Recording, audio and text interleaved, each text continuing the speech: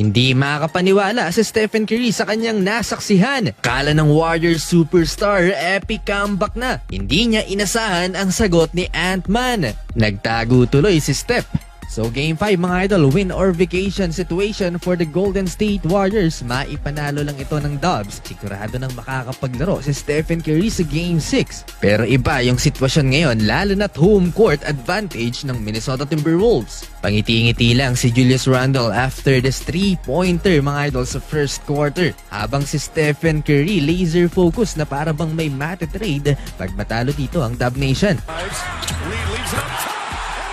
Jonathan Kuminga pinasok off the bench, malaking impact kaagad para sa second unit ng Golden State. Quick 7 points for JK sabay stare down sa VIP ng Timberwolves. Under 4 minutes mga idol, Rudy Gobert 6 straight points. Napakagandang bato ni Donte DiVincenzo sa play na to. Maalat si Anthony Edwards sa first quarter, 1 of 3 lamang sa field, 3 points. Pero lamang ng 7 ang Timberwolves 30-23. Second quarter, Donte DiVincenzo transition dunk sa harap ni Buddy Hield.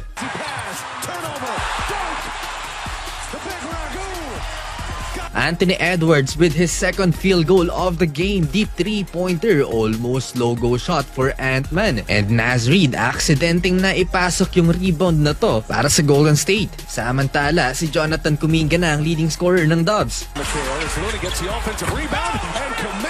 Masyadong marami ang maaasahan sa opensa ng Timberwolves. Dito na nag-step up si Mike Conley, 8 straight points for Minnesota. 9 points na ang hinahabol ng kupunan ni Stephen Curry. Ito yung importansya mga idol na merong point guard ng isang team, mas fluid yung ikot ng bola. Nag-collapse totally ang depensa ng Golden State Warriors dahil sa floor general ng Timberwolves. Eto mga idol, hindi na makapaniwala si Stephen Curry, pa iling-iling nang bumitaw ng napakalayong tres si Julius Randle. Pasayaw-sayaw si Randle habang si Steph problemado nang wala ng Game 6 sa series na to. Julius Randle to end the first half and 1 basket. 62-57, 15 ang hinahabol ng Golden State Warriors. Third quarter, lumalabo na ang panalo dito ng Golden State Warriors. Nagpakawala ng 3 sunod na tres mga idol ang Minnesota Timberwolves. Napakaraming wide open shots outside the arc itong Minnesota. Inantok na si Stephen Curry sa performance ng Golden State Warriors. 2 out of 9 sa field si Buddy Hield, 3 out of 8 naman sa field si Jimmy Butler, below 40%. Draymond Green naman kapos yung tira mid-range. Etong si Brandon Podziemski lang ang may magandang performance so far sa second half. 19 points and counting for Pods, 4 3-pointers.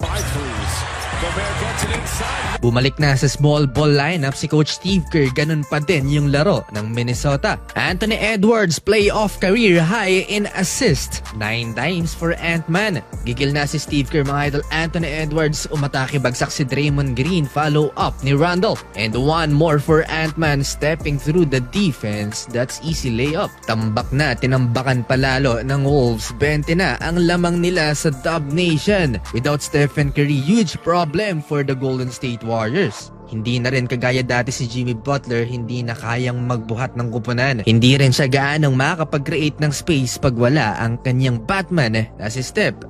Respect pa rin kay Stephen Curry, down by 21 end of third quarter. Sini-cheer up pa rin niya ang kanyang mga teammates. Kahit anong pagbalasa ni Steve Kerr sa lineup, hirap talaga ang Warriors dito sa fourth quarter. Ipinasok na niya si Moses Moody, Quinton Post at Guy Santos. Pero teka, mukhang magmi-miracle pa. 9-minute mark, nag-mini run ang Golden State Warriors kaya napatawag ng timeout ang Minnesota Timberwolves. Kinabahan ng Timberwolves, ipinasok kaagad si Anthony Edwards at Rudy Gobert. 7-minute remaining, Moses Moody, big shot, 3-pointer. Nakakaamoy ng comeback si Stephen Curry, agad siyang pinaupo ni Anthony Edwards with a 3-point basket at running dunk naman ni Jaden McDaniels off the steal. Siyam na lang sana ang hinahabol ng Timberwolves, balik ulit sa 14 points. Down the stretch mga idol, pumapalag pa rin ang Golden State Warriors, 25 points and counting na for Brandon Podziemski. Desperado ang Warriors, nag-hack a Gobert sila sa final stretch.